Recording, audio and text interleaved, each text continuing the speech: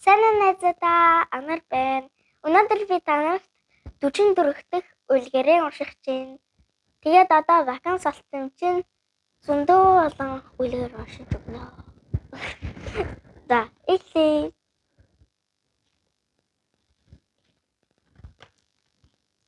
Le royaume des Toutokais. Au royaume des Toutokais, les habitants sont un peu étranges.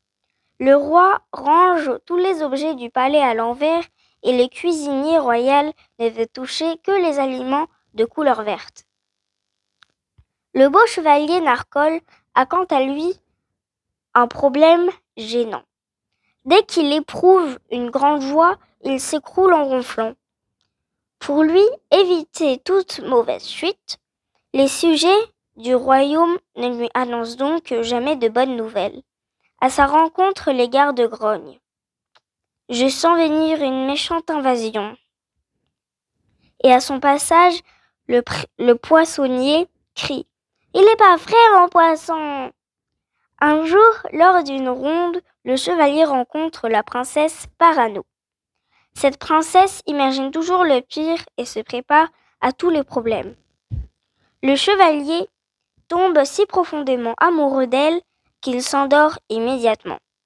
Lorsque plus tard, elle lui confie qu'elle l'aime aussi, il s'effondre à nouveau en ronflant.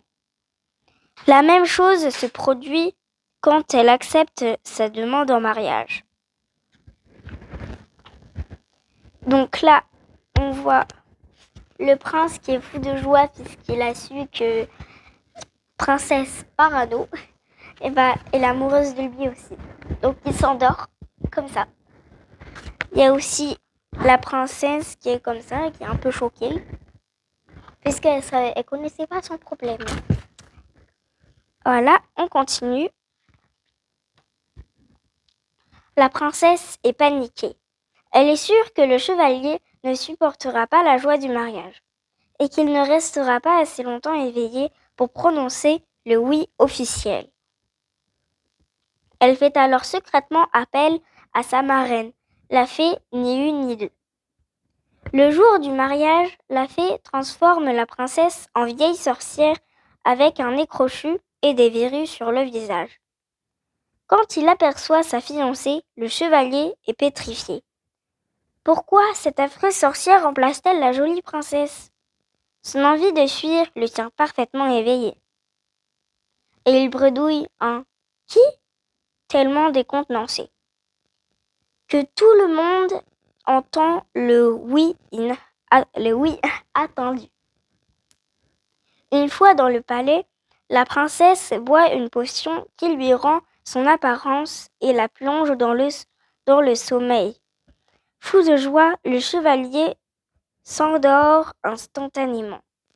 Et ils tombent tous les deux enlacés sur un matelas moelleux, rêvant aux nombreux enfants toqués qu'ils auront. Donc là, on voit la fée ni une ni deux, puisqu'elle s'appelle comme ça. On voit aussi le chevalier, comme ça. On voit bien avec son visage qu'il est pétrifié. On voit aussi la princesse Parano qui s'est transformée en vieille grand-mère crochue, avec un nez crochu. Donc, bye bye! On a fini l'histoire.